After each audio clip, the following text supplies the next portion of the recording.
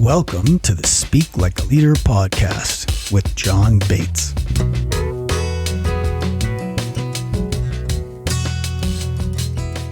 Welcome to the show. Just to get this out of the way, I'm sponsoring my own show. I don't want to be beholden to anybody else, but I'm sponsoring my own show. So if you're interested in getting some support around your leadership and your communication, if you'd like to go through what I think is the number one experience that any leader could ever go through, which is creating your own TED-like talk and all the things that go along with that, come visit me at executivespeakingsuccess.com and check out my online cohort-based courses at that's for education, ed.executivespeakingsuccess.com.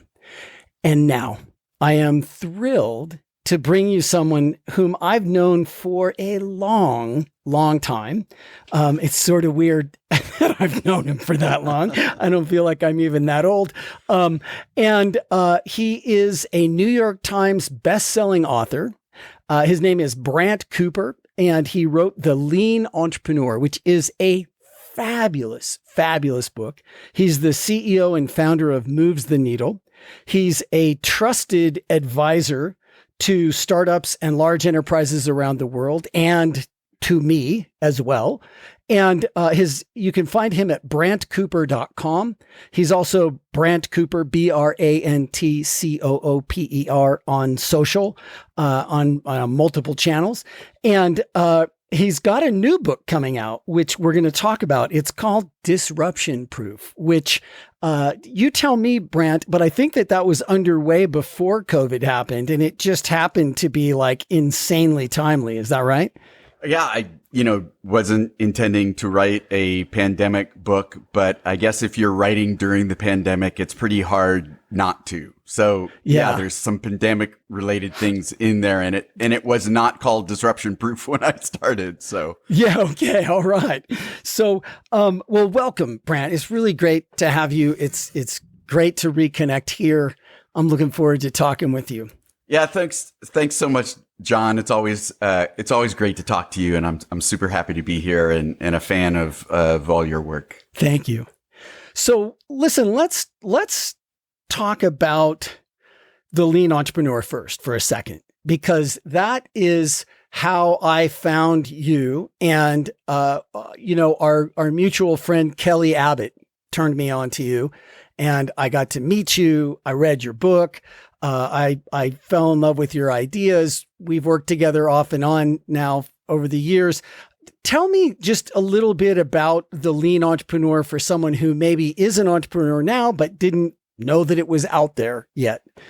Yeah. So, comes from the startup background. I, lived through the dot-com boom and bust, and really in the end, the way I describe the Lean Entrepreneur is it takes the best from human-centered design, rapid experimentation, and then leveraging data to inform our decisions. We don't want data to make decisions for us. We can talk about that if we want to. Yeah, but let's talk about that in a minute. That's a very good point. But we need to use it to inform our decisions, to, cut through our biases and all the rest.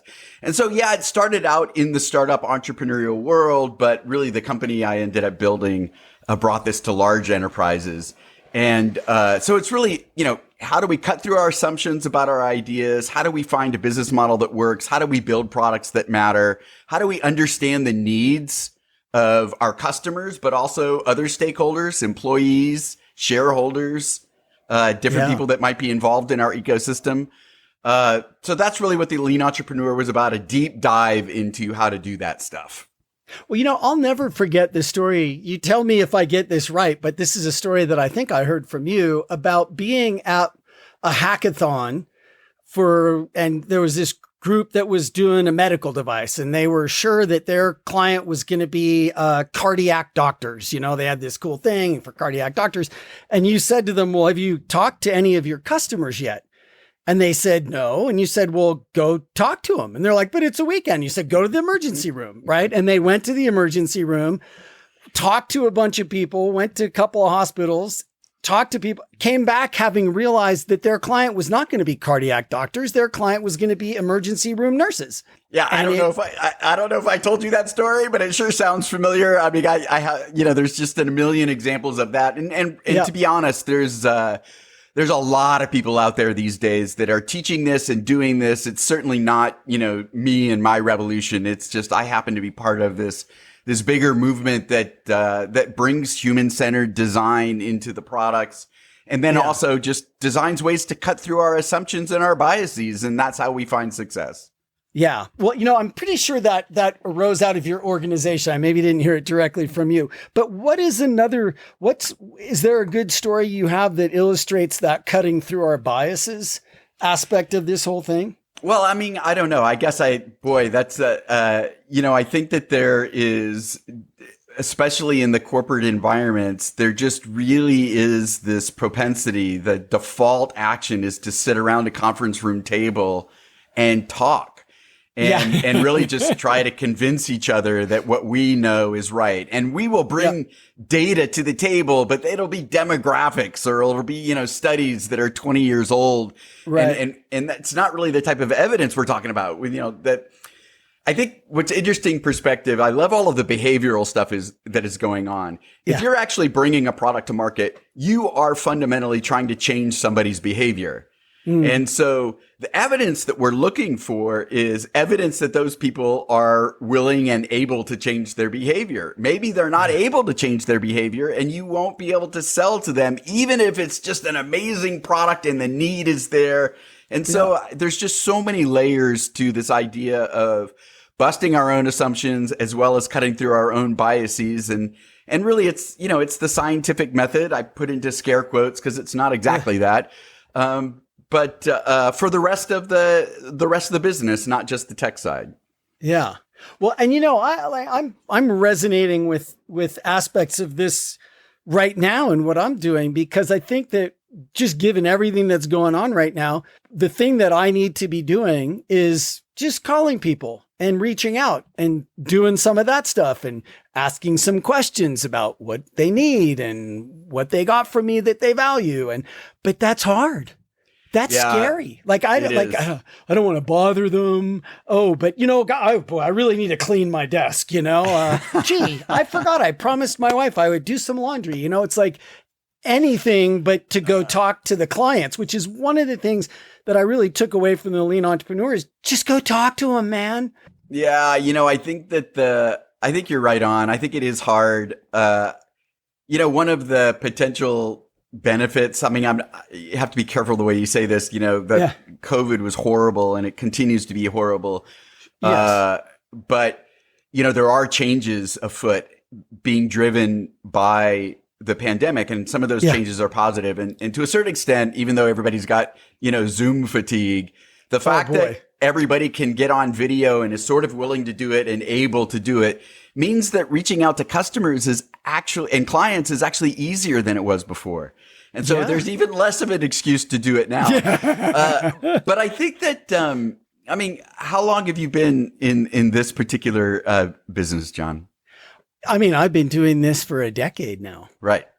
So the biggest learning that I've had over my decade of doing this is that these principles don't just apply to, the big crazy innovation. It doesn't just apply to the super disruptive startups. And so, we got to talk about that word disruption, but it applies to our everyday lives. And this is what the pandemic drove home, right? Is that suddenly the world has changed. So nobody cares about innovation 5 or 6 years from now if what we're trying to do is eat today, right? And so suddenly our core business faces this uncertainty, and you can't just buckle down and, execute on what because what has changed. Yeah. So the only thing we can do is to get back out in the market and act like entrepreneurs again. Yeah. Oh boy. Look, that's been niggling around at my consciousness, but to have you say that one more time, that's really, I think, important. Right. So this entrepreneurial or innovation mindset isn't just for the great big next thing that's going to save us when we're getting disrupted by a tech startup. It's about our everyday business, because things like the pandemic have disrupted our core markets, our core business. And so we have to act like entrepreneurs again in order to just sort of firm up what we're doing on a day-to-day basis. And so reaching out to customers and clients is step number one. Amen, brother. And that brings us to disruption proof. So, I think the other thing that goes hand in hand with that is that I don't think once we're through the pandemic, we're heading into a much more disruption-free future.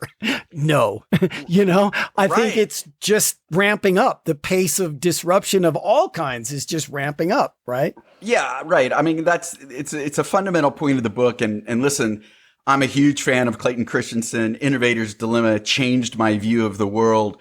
But that was also written in the 80s when we were going through massive technological disruption. And so, there's still principles obviously there that apply, but, I think that we're living in a new world now where our business, our economies are going to be disrupted on a regular basis. And so this is, not just things like the pandemic, but it's ships getting stuck in a canal that disrupts, supply chains. It's, a ransomware attacks on gas pipelines or hospital systems. It's energy grid collapses. I mean, we're just so interconnected that, we're living in that world where the butterfly flapping its wings in the Amazon, creates chaos on the other side of the world. We can see that happening now. And so we can't sit back and wait for creating the next big thing. We actually have to bring that mindset to our core daily lives. Yeah, I absolutely. And, it reminds me of a book that I read that I think people could think of your book as an antidote to this. But it's a fabulous book. It's by one of my favorite authors, Jared Diamond. I think he's brilliant. And he wrote a book called Collapse. And the basic thing of it is that he looked at all these past ancient civilizations that just collapsed. And some happened fast, some happened slow, but they all seem to coalesce around a certain pattern, which is that the society would get as interconnected and as far out as it could, just pushing the boundaries of what was possible at the time. Then it would have a few good years, like good rain, good crops, like everything goes well for a few years. And then whammo, a drought or something, an external thing that ruined that good year streak. And because they were so at the absolute edge of what they could do, plus a little help from the good years, when that disruption happened, the society just ultimately collapsed from that. And so if we don't listen to your advice and we don't think about how to disruption proof our individual businesses, and then I think bring that to society and the world, we are, I think, at risk of imminent collapse. It's hard to argue with that. I mean, I think it's, in some ways I might say it's Malthusian, when we are living in an agricultural world and there's no way we're going to produce enough food, and then impossible to foresee the industrial age that actually enables us to go, sort of another several generations, a century or two, right?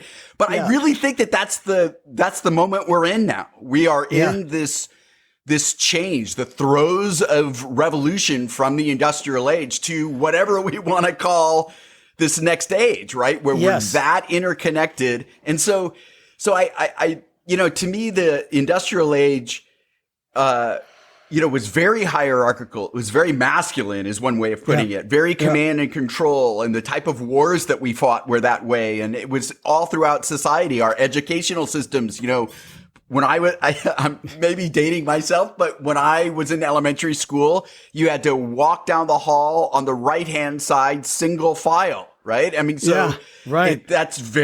the same sort of thing. It's preparing us for the industrial age. Yeah. And of course, governments are very much built hierarchical in the same sort of way. And I think that the revolution that we're seeing, and this is not my idea, this is already happening everywhere, is this idea of decentralizing decision making, empowering the edge to make decisions where the problems crop up.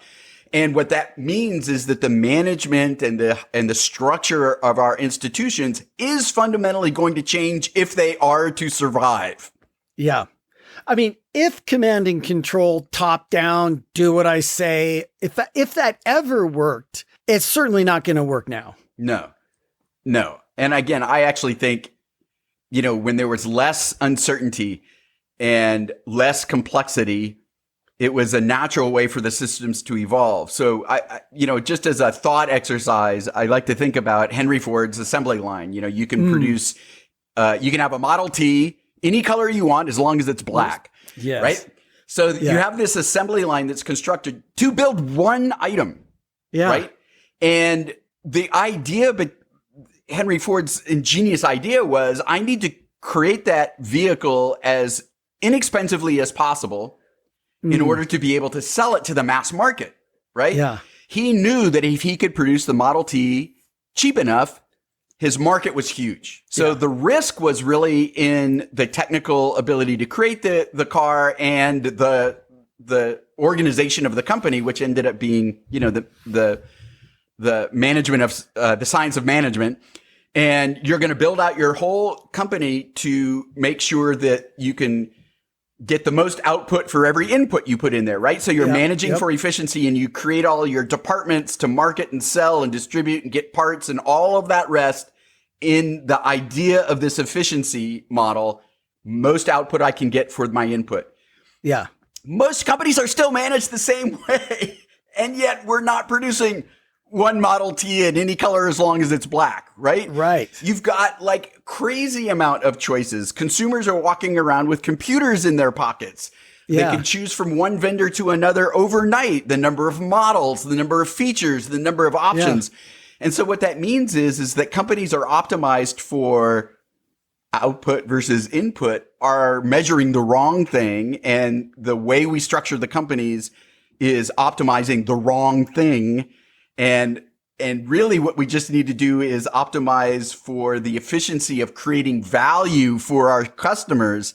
And suddenly things will start to change. If we simply measure the right thing, I think a lot of the way we organize around optimizing something like that is natural. But we kind of got to kick him in the tail to get him going. But I think that's what we're going to see. And I actually think a lot of the tech companies, for better or for worse, in terms of some of their behavior, are more naturally structured that way. Google's and Facebook's and Amazon's and Spotify's. And it's why, they're not worried about, worried about disruptive innovation. What they're worried about is what else can we do to grab more market share? And, and they know that they actually have to create value at some level for customers, whether it's just cheaper prices or distribution or making life easier or whatever. That's what they're optimized for. And I do think that there's some downsides to that, and we need to mitigate some of that. But sort of in terms of the ethos of entrepreneurs and companies, it's the right way to be organized for the 21st century. So, and you've got a couple of mental models for that. I think is it the 5 E's? Right. Yeah. So the 5 elements of this RAD mindset. So the RAD mindset is one that is resilient, so it can weather the storms of all these disruptions. It's aware. So the organization builds awareness into a model so it knows what's changing, both in terms of internal dynamics as well as external events. These could be massive disruptions. They could be acts of God. They could be smaller changes in market, customer needs, demographic changes. And then dynamic is building into the institutions themselves this ability to change quickly based upon that new information. And so there's a set of behaviors, right? So there's a lot of these companies that are talking about transformation, but they do these top-down things where they're just kind of like, come on, people, let's be more agile. And it just it doesn't work. We have to build this ethos, this behavior, this culture from the ground up that leads to this rad organization. And so the mindset is described by these 5 E's. Empathy. So understanding our customers or other stakeholders deeply. It doesn't mean doing what they say. It means understanding why they say what they say. It's exploration. So that's sort of admitting I don't know all of the answers. So I got to go out in the world and figure it out. It's evidence. So again, we mentioned that earlier, using evidence to cut through our biases and inform our decisions. Equilibrium. Equilibrium is a couple of different ways of looking at how we balance the execution work we know we have to get done with this exploration behavior, but it's also creating equilibrium for the human beings that are involved in our companies and understanding that people need to have balance in their lives in order to be happier people and better employees. And all the science shows that happier employees are way more productive. And a matter of fact, I think, again, we see this sort of in COVID, that remote work has not, meant the collapse of productivity. In many ways, it has increased productivity. Yes. And then the final E is ethics. And this is, purposefully, consciously building in regulations around our behavior to ensure that we're matching what our stated corporate values are as well as our own personal values. And we have to be more consciously putting that into the way we manage people and the way we manage teams so that it doesn't get out of our control. And really, to me, this is where, getting back to those tech companies, they haven't added that last layer. And there ends up being this battle between the ethics of the individual or the values of the corporation run mutually exclusively opposed to the financial incentives, which tend to win out.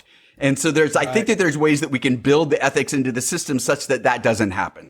Boy, I don't want to go down this path exclusively, but that final one is something that I've been thinking about a lot lately, particularly just the ethics and integrity and something beyond just the dollar and, some empathy for fellow humans and some commitment to making the world a better place versus just feathering your own nest and things like that. And I look, it's always been a problem. I think we'd be fooling ourselves if we thought that somehow that was not a problem before and now it is.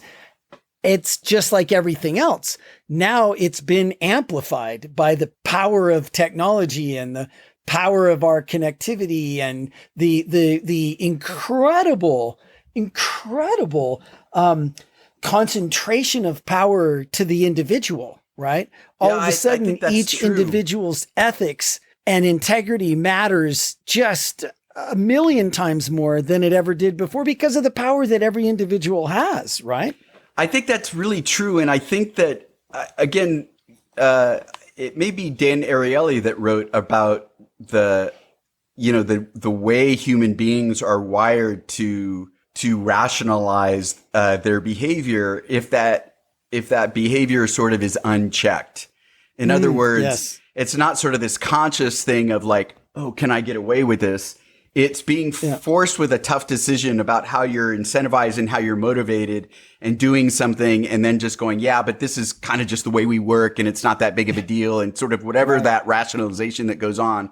And so I think that, one of my ideas is this idea that the team is the new unit of work. And so that you're managing teams of people rather than individuals. And I think that part of what we've done in the industrial age is we isolated down to the individual and what an individual is doing. And we've lost the social structure that allows this to hold each other accountable. And I think if you have a group of people that is, reminded of and where their mission has a ethical element to it, then I think it's more natural for that group to hold each other accountable to those ideas. You're already less in the dark than if you're the individual going like, okay, well, I just think I got to do it this way. And so I think that building that team and building the ethics into that team and then having a team of teams where, again, the ethics are reinforced, it's this ground up way of ensuring that we're adhering to values versus this sort of the top down declaratory statements. Like, listen, I'm naive, John, but I actually think somewhere in Mark Zuckerberg's heart of hearts, he believes in building communities and he really believes that that is what Facebook's primary mission is to build communities that make people feel more connected. And all of the advertising that Facebook runs, and certainly through the Olympics, was based upon that community feel. And I think even if Mark doesn't believe it anymore, certainly tens of thousands of Facebook employees do. Yes. I really believe that. And all of the work that we've done with large enterprises, vast majority want to feel like they're contributing to society and contributing to the world and being ethical.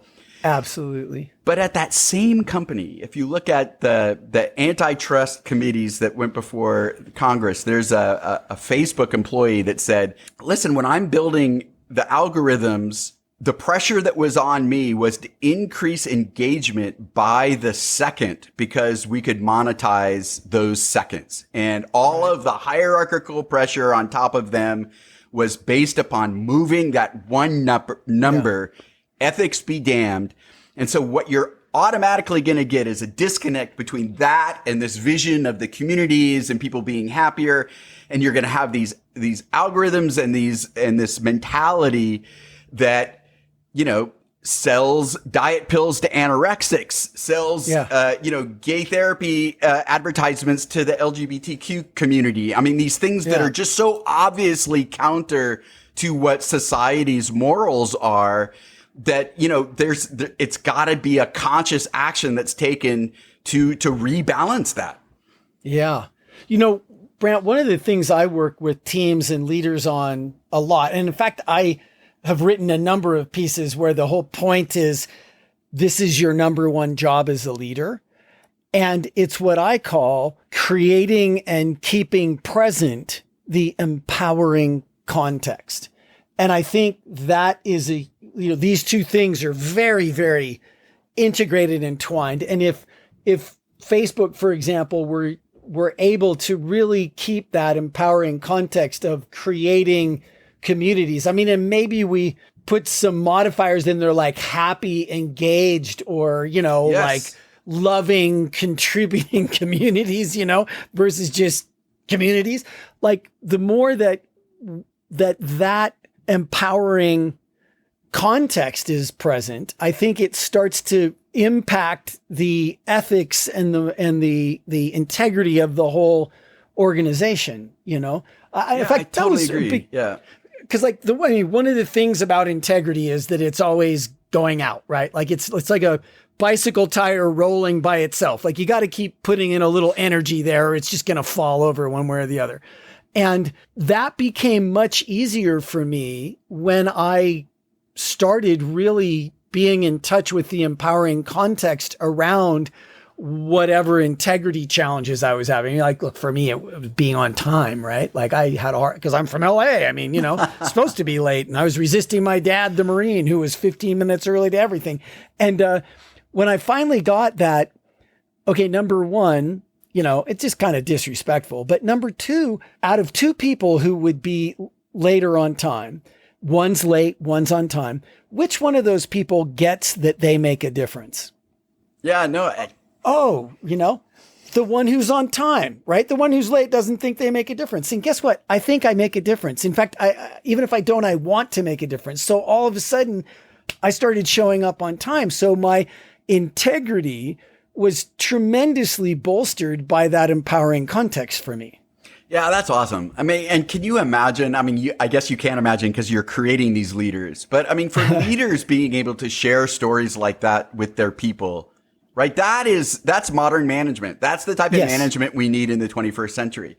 Yeah. So I think that if we think about like structurally inside of companies, if what managers have to do is worry about the tasks that their people are performing on a daily basis, they're never going to get to the point that they can be vulnerable and share stories like that are actually teaching these people how to better themselves and feel better about themselves and be happier and then therefore more productive. And so, maybe it's a pipe dream, but one of my ideas is, again, back to the team. If you build that sort of social structure and you're telling that to the team, then the team will reinforce those messages. It's not on the manager to do it one-on-one with 8 people. You can do it once to the team, and the team itself, just based upon being social human beings, will reinforce that. And so it frees up the time for management and leaders to be proactive. They all want to be proactive. They're all feeling like they're too reactive. They all want to be more strategic. And I believe the way to do that is that the team is the new unit of work. You assign them a mission, whereas if all of your team's missions are accomplished, then you have accomplished your bigger mission, your larger contextual mission.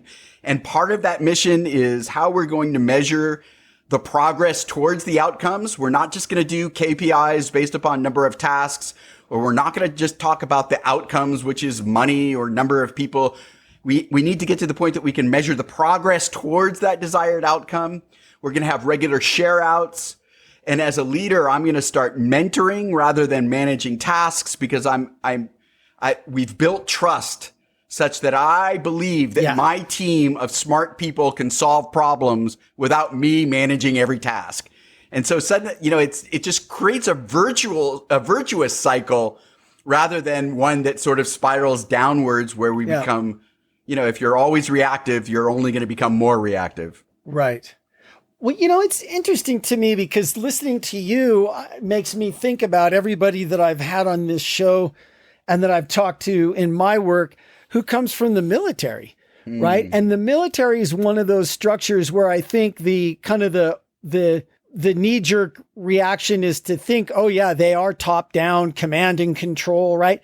Dude, couldn't be farther from the truth, Everyone that I've interviewed on this show and everybody that I've worked with and everything that I know about how the military works is just this, right? There's commander's intent, making sure everybody understands commander's intent. And then as a leader, the most successful military leaders are the ones who just get out of the way, right? They know what their people are good at. They empower that team. That team gets to work together to solve the problem. The commander just gets out of the way. And so I think it's interesting because I think, the knee-jerk reaction is their command and control, but I think it couldn't be further from the truth. They've been doing hard things, dealing with change and disruption on the battlefield for, a long, long time. And this is what it has evolved to for them because it's what works. Yeah, well, so I think that my dad was a career Navy man, by the way, so we could keep the military theme going. But General McChrystal's Team of Teams book to me is sort of the quintessential of what you're saying. Yeah. There's ways to fight war, which are very hierarchical and command and control. And, when you're sort of rolling tanks across the desert, that tends to be pretty hierarchical, and people have very specific things that they must adhere to. And it's sort of like the same ethos as you hear in, football teams or whatever. Right. But certainly, the two institutions that come to mind that encounter this digital revolution world, this new world that we live in, is the military and healthcare. Very complex situations.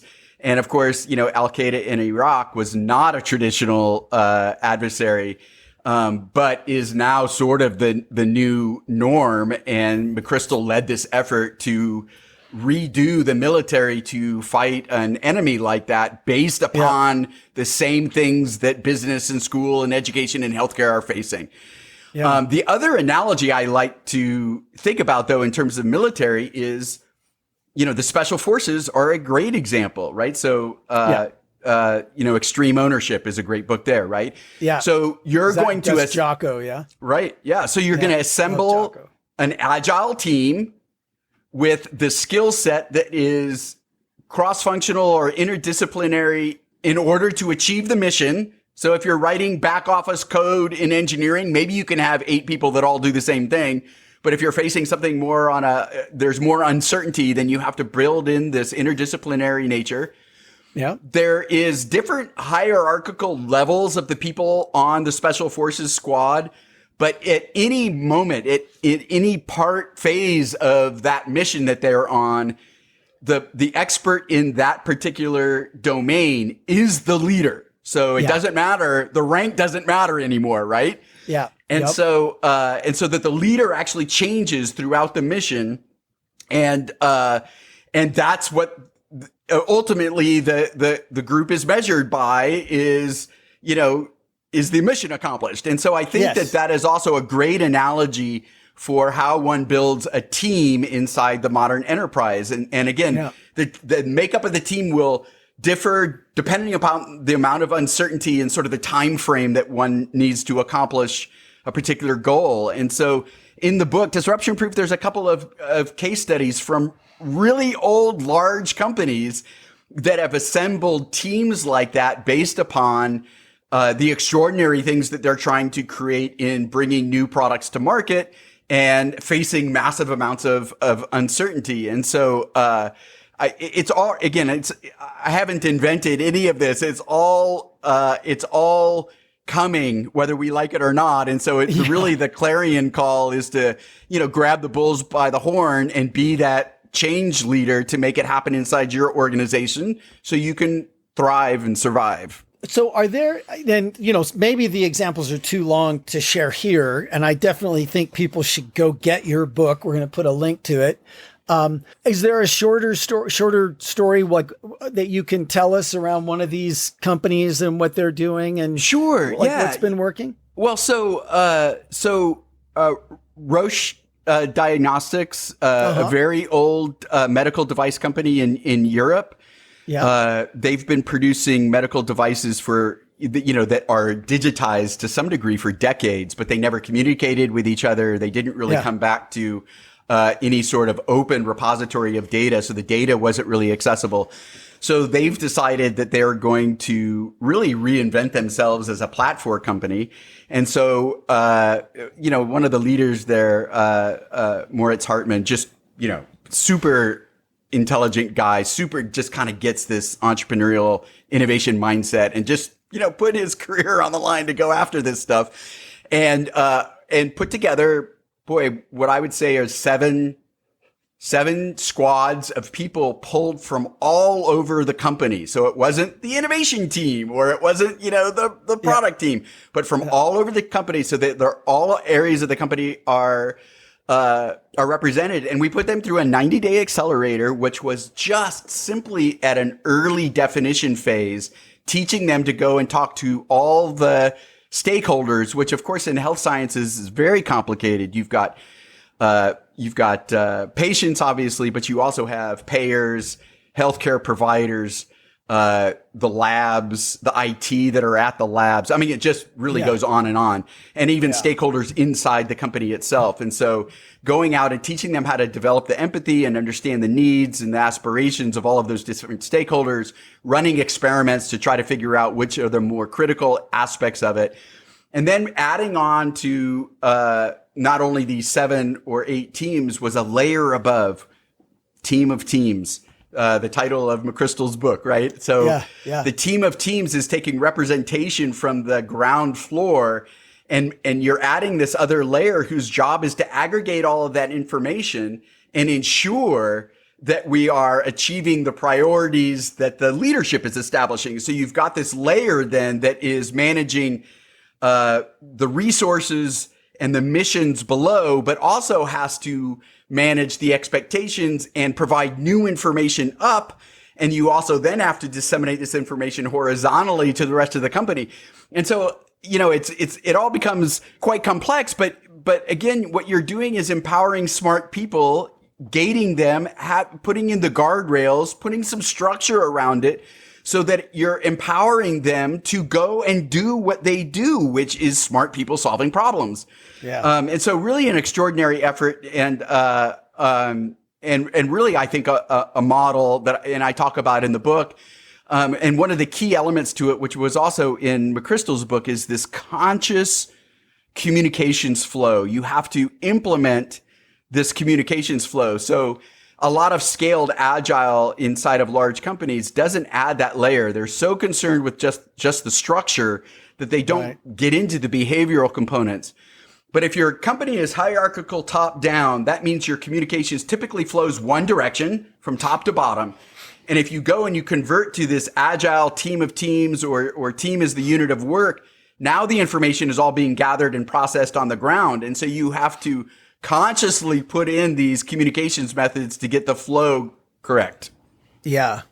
Yeah. I mean, it really it's what I think about all day long. It all does come down to communication. If you can do all kinds of great work, and if the communication isn't there, it doesn't really matter that you did all that great work, because it doesn't end up amounting to much. Right. You're not resilient, you're not aware, and you're not dynamic. I mean, it's just, it's great information, but it gets lost in the silos. And so, yeah, the very structure is to try to get rid of the silos so that it's easier to flow the information.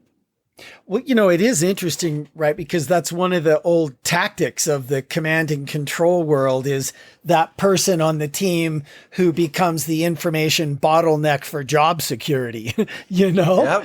And that just does not work anymore, No, I mean, it's really built into the incentives of those hierarchical businesses that everybody, it's not just communications, it's even expertise, right? I don't want to democratize my expertise because I'm going to democratize myself out of a job, is the fear.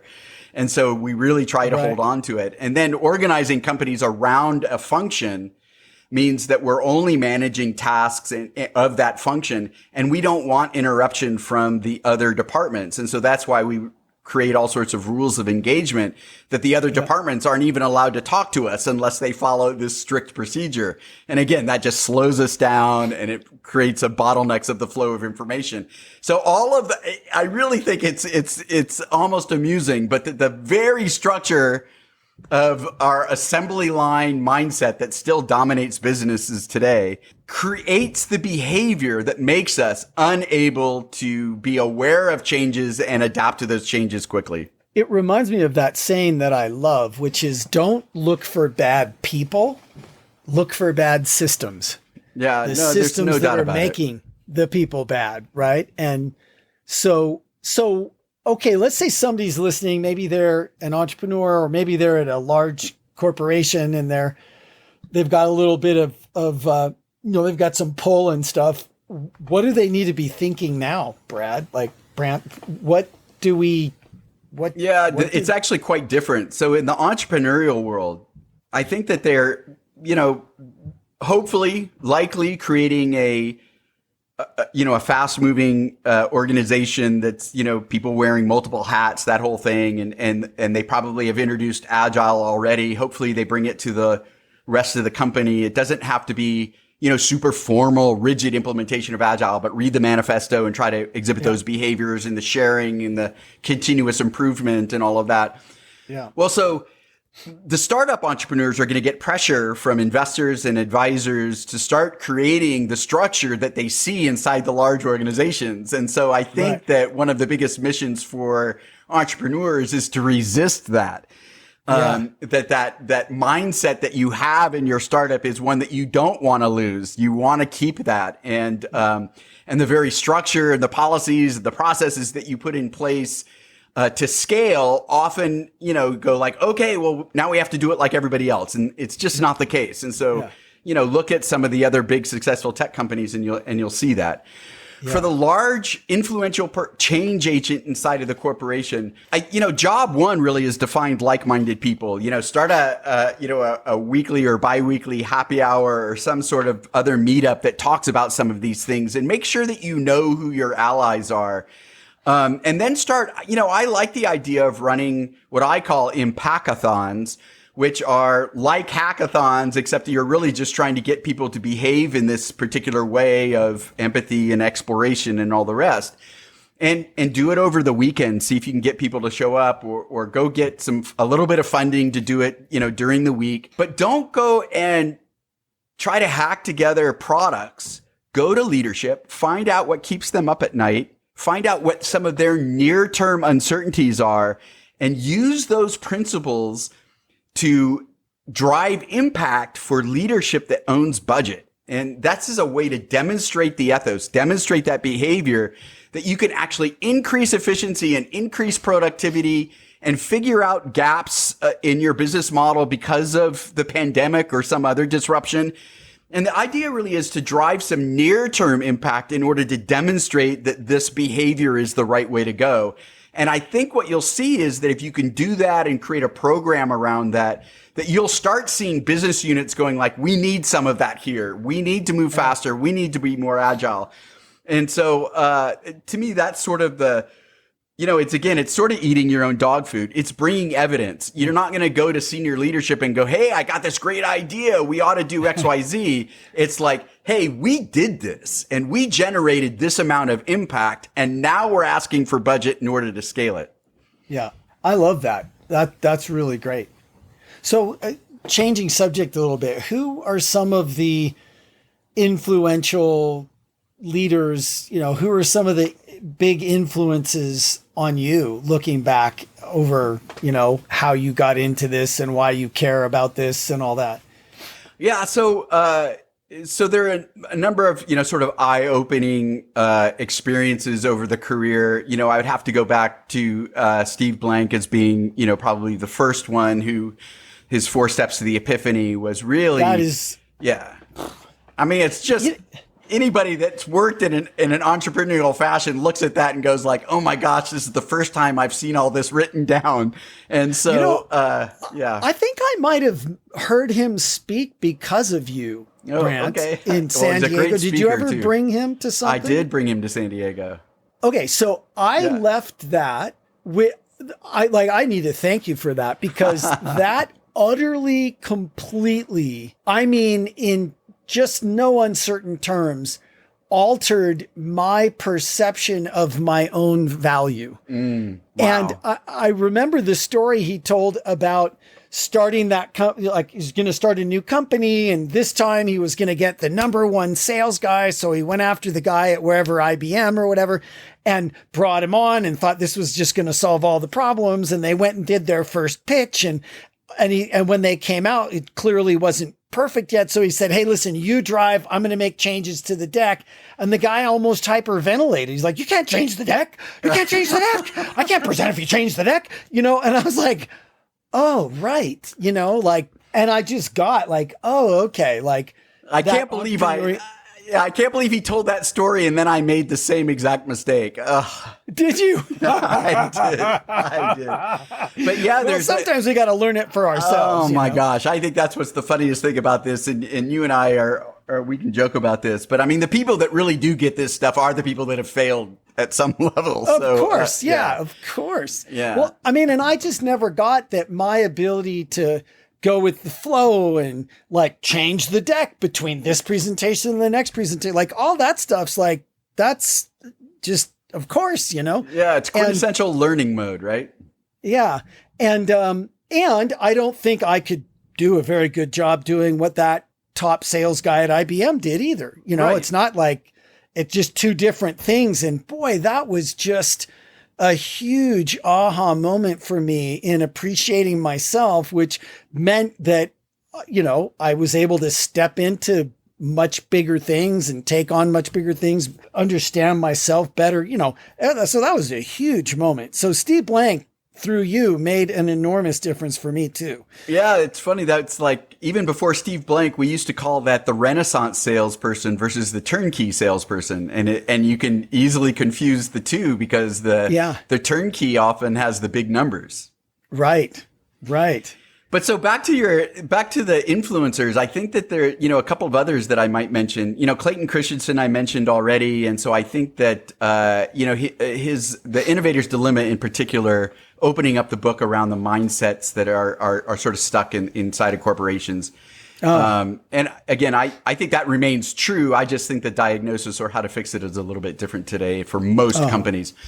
I think, in terms of leadership, I have not liked all of her books, but Brene Brown's Dare to Lead was just absolutely extraordinary. And I think for the first time used words that were sort of considered woo-woo in a way that was like, no, this is to drive business impact. And so I even struggled inside my own business as I was trying to, my coaches are out teaching how to develop empathy for customers, but it was really Brene Brown bringing, this idea of, sort of rumbling, but rumbling with respect, which really drove it home to me that this is still in service to the business driving impact. This is not just so we can all feel good. We're not going and developing empathy because we all just need a moment, where we're all holding hands and singing Kumbaya, right? Yeah. And so, even if that's all good, fine and good, I'm not like necessarily dissing that, but it's really that we want to make sure that it's in service to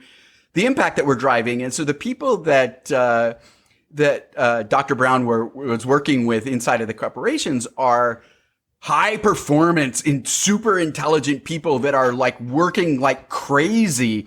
And what she's saying is you have to bring evidence to the table, and you have to be able to, back up what you're saying, and you have to be able to rumble, but we also have to do it with respect and, being willing to expose our own vulnerabilities and, to bring empathy and those type of things. And so it's not this sort of either or. We've got to be, again, command and control and tough guy and shout down the opponent.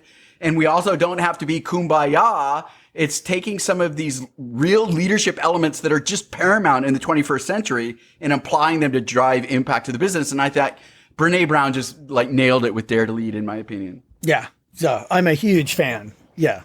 +1. Yeah. And so again, I think that the other influence to me was, I think I've already mentioned was McChrystal's Team of Teams. I just think that my personal opinion is that I don't think that he's nailed how to bring it to corporates, but that's fine. That's not really his domain.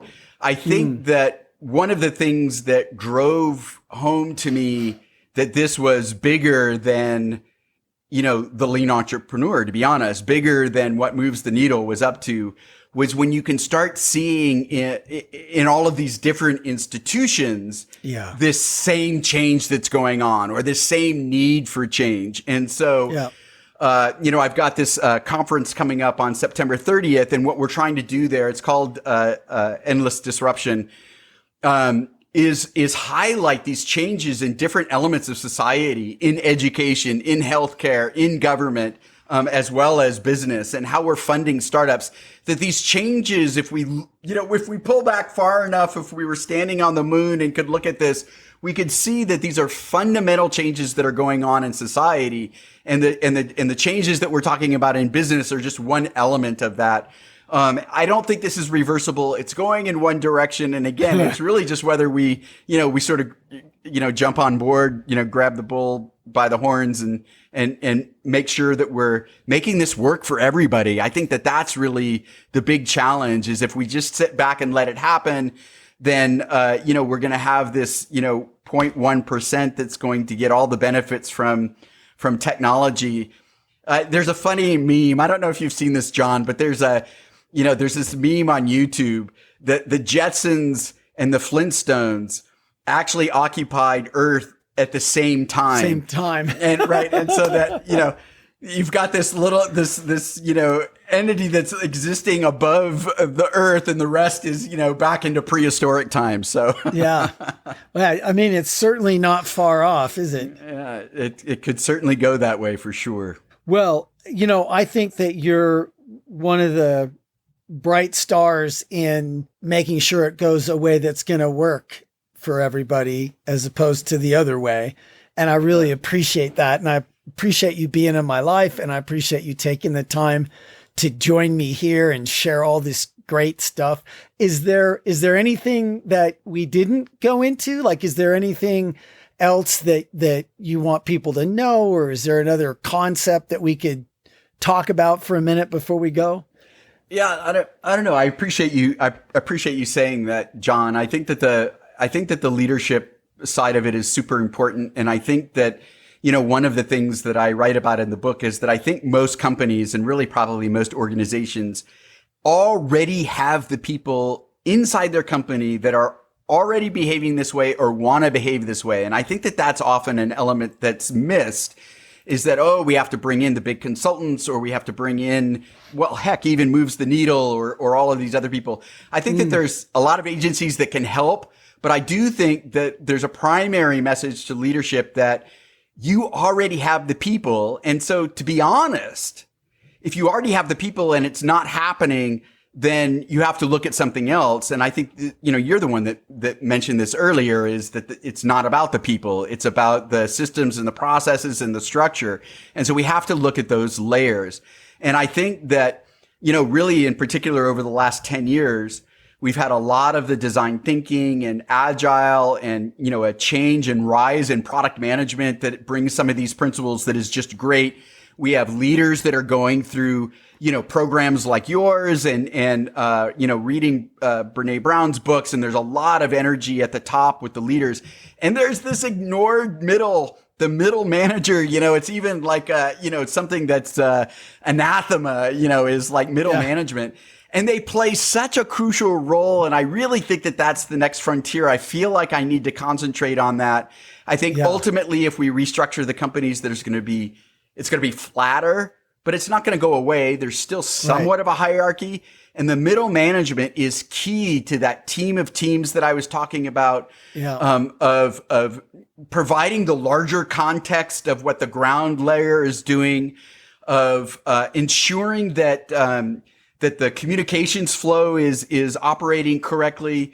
They're responsible for, assigning the missions and the resources onto the teams that have these missions. They're responsible for coming up with the right metrics. They're responsible for aligning the work that's being done to the priorities. And so it ends up being this crucial part of the company that I think has largely been ignored. And they tend to still be incentivized incorrectly. And so that's really the bottleneck right now is you've got people that want to behave this way. You've got leaders making the clarion call, we have to change. And yet we have these layers of middle management that haven't received the attention that they deserve and need in order to take that next step. And I really think if we're successful at taking that next step in those middle layers, is that the change is going to start happening quickly, because I think that that's really just the fundamental next bottleneck. Yeah, I think that's a really good insight. And I think that what we're seeing now with, companies having a hard time retaining talent, having a hard time bringing in talent, with the competition really going up for that kind of stuff, that just becomes an even more important message and a more important thing to think about. How can I think that's a great point. I think that that's the layer that actually is moving horizontally now. I think that, and it's really amazing, just to throw another wrench in that, is the whole work from home, right? I mean, let's talk about that for a second, because we didn't talk about that yet. And that's just such an elephant in the room, you know? Yeah. Well, so, the media would have you believe that all young people want to work remotely or from home, and all management wants to work from the office. And it's just not true. It's an easy, it's like classic media that I want a really super easy picture to paint so I can write about it. But it's way more complex from that. You've got young people that actually want the visibility. They want the social aspect. They want mentorship. And so they feel like they need to come into the office to get that. They don't want to commute for an hour, but let's set that aside for a moment. And then you've got more senior people who have paid their dues. They actually work there. They've got a great home office setup, right? Which a lot of younger people don't have. And so they want the ability to work from home, and maybe not every day, but sometimes. And so I think what the glaring shortfall here is, John, is how the companies believe that they can, again, make these policies inside the boardroom table, that it's sort of this one size fits all, remote, in office, or a very fixed hybrid approach, rather than taking the time to develop empathy for the different needs that your different workers have. And again, it doesn't mean implementing policies that solve all of their needs, but it's making you aware of them. You should at least understand what the implications of your policies are, right? Yeah. Yes. Running experiments to try to figure out what works, and using that evidence to design a flexible program that contributes to the happiness and therefore the productivity of all your employees. The concept is not that difficult, in my opinion. They can even just go have their innovation team do all of this work because they know how to do it. But somehow it gets back, it harkens back to that command and control era where it's like, I'm the boss, so I'm supposed to make this decision. So I'm going to make this decision how I always have. And even absolutely extraordinary, Tim Cook, CEO of Apple, coming around and go, nope, everybody's got to come into the office. I personally love coming into the office. I love the serendipity of bumping into people. I love the energy. And you're sitting there thinking young new software engineer, that's huddled in their cube with their headphones on is not experiencing in office like you are, Mr. Cook. Yeah. And so the engineers are all like, no, that's a deal breaker. I'll just go work somewhere else. And so it's just extraordinary to me that here's this opportunity to apply these 5 elements and actually come up with a plan that increases the productivity and efficiency of your business. Yeah. Yeah. I think we're going to see people, empathetic companies, the companies that are applying this stuff and really thinking about it. I think we're going to see some really interesting stuff that we maybe can't even imagine yet. I agree with that. One of the things that I really do think, and I'd love your opinion on it, is, look, this is just disclaimer. This is slightly self-serving because this is something I'm already starting to think about programs for. But I have a feeling that there are going to be a significant number of companies that are going to dramatically reduce their office expenses and not eliminate them. People are going to come in sometimes and people will figure out what the rhythms are and what makes sense and how they can still have some serendipity and yet avoid commute time. But then I think that we're going to see companies taking some of that real estate savings and putting it into, I don't even know what to call them yet.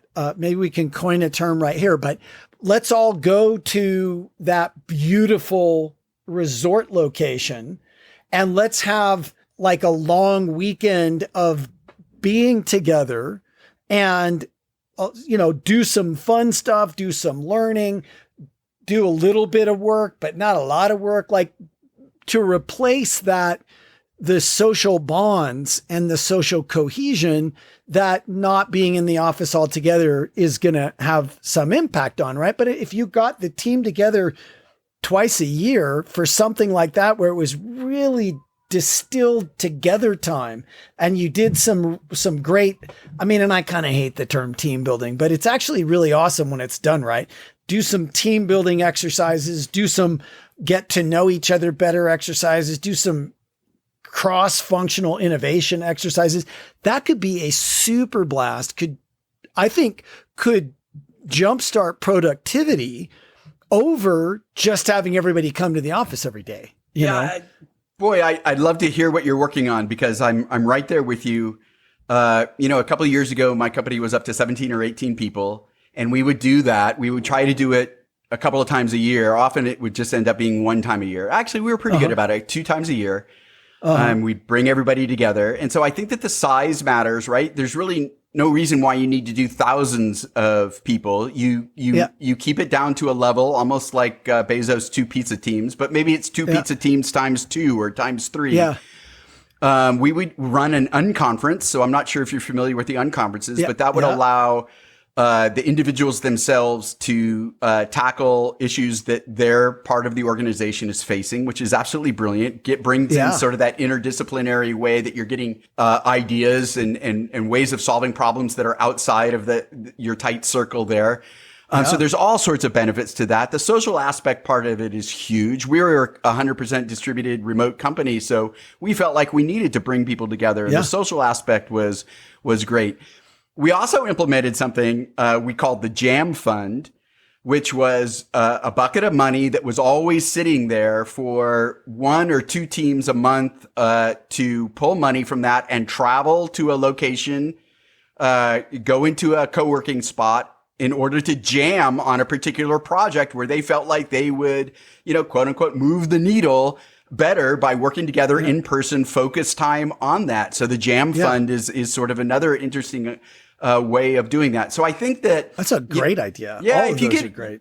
Companies like Buffer share their stories. They're also 100% distributed, and they're up over 100, 200 people, and so part of the problem is how do we share all of these ideas? But I think that. I think you're exactly right. And so again, that hierarchical decision making, the leaders sitting in the boardroom going, how are we going to handle this remote stuff? They don't even consider the fact that there are all of these other ways to build strong teams, strong social, strong I don't know, ethos that we want to help drive the company forward without forcing people to commute for 30 minutes or 40 minutes. Or I guess there's some studies that say that people want to commute for 30 minutes, but that's fine. Send them all into co-working spaces instead of, creating all the traffic problems downtown. So there's so many solutions out there, but the solutions are going to come from the edge. They're going to come from the people that are out there in the world, not from the conference room, boardroom table. Yeah. Yeah. Well, so, I mean, it's definitely heading into something different, I think. And as you and I are talking, we're at that place where, we're back to mid-pandemic levels of hospitalizations and things like that. And I think, like we were saying earlier, just because COVID ends up getting handled someday doesn't mean there's not another 2 or 3 or 4 or 5 disruptions right around the corner, you know? There had to be half a dozen just in the last year. So I mean, not all will affect all, but yours is coming for sure. Yeah. Yeah. Whoever you are, wherever you are, whatever you're doing, yours is coming. I think that's a great note to wrap it up on, because that is definitely something that I think is worth bearing in mind. Yeah. And people can find disruption proof on Amazon. I think it's already, I'm not sure exactly what day this will be dropping on, but it's already up for pre-sale, and that's always good. Yeah. So anything else you'd like to say in closing, Brant? Well, sure. So, if you want to go to your favorite retailer, you can order it there. There's, Amazon for sure. My website, brantcooper.com, has some bundles there. So some special bundles you won't find at your retailers that include things like a workshop or just having me come in and speak, a book club type of thing. And so happy to do that with groups and organizations. Oh, that's fabulous. Launching a book tour. So you can go to brantcooper.com to find out if I'm doing a virtual stop in your city. I love that, by the way. I do think that's hilarious and awesome. Yeah, it's really, that's almost its own subject, trying to sell that idea to publishers and the bookstores, because it's so they don't grok it. But the idea is to actually push book sales through independent booksellers. And so, LA September 8th, and hopefully coming to Salt Lake City, John, and you'll be able to participate. And so we've got a bunch of cities that are already scheduled, and we're going to push the book sales through the local independent bookstores. I love that idea, Brant. I think that's so great. I mean, and one of the things that I always wanted to do, couldn't quite talk people into doing it, but if you're going to, I think it would be cool at this virtual event that's supposedly location-based virtual event. Right.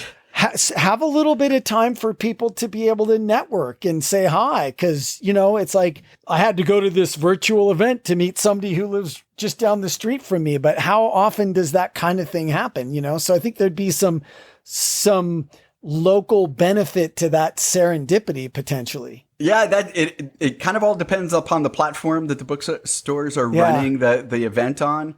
Okay, Our summit on the 30th, which you can also find more information on, endlessdisruption.com, that will have networking there. Of course, it's not so regional anymore. But no, I totally agree with you. And I think that's one of the things that obviously people are eager to get back to is, how do I know the people that are around me, not just on the Zoom call? So, yeah. Well, so there's Endless Disruption, which is coming September 30th. That's right. People can go to endlessdisruption.com. And a ticket gets you the book there too, if you want to do it that way. Yep. Okay. That's great. And brantcooper.com has bundles. That's and right. Has the book tour coming. So you can get the book through a local bookstore if you'd like to support them. I think that's awesome. And if you just want to laze out, you can go to Amazon and pre-order it. Right? That's okay too. And also, just generally, I like to say, I'm Brant Cooper on all social media, so hit me up. But also my email is brant@brantcooper.com. And I really do reply to all emails that don't go to spam. So there you go. Yeah, there you go. Well, so thank you very much for coming on with me, Brant. It's been great talking to you. Congratulations on the new book coming out. I know how much work that must have been. And thanks for putting it all together so it can serve us, whether you're around or you're sleeping or you're doing something else, or like we can, you can make a difference for us and you don't even have to be there. So I love that about books. Yeah. Thank you, John. And, so we'll make sure we get this out in time so that people can catch you on all those things. And, look forward to hearing how it's all going. Please keep in touch. Obviously you will. And to everyone who joined us today, thanks for coming. Thanks for sticking around. And Brant Cooper, it has been a real pleasure. Thank you. Pleasure all mine. Thank you so much, John. Thank you for joining the Speak Like a Leader podcast. Go be awesome.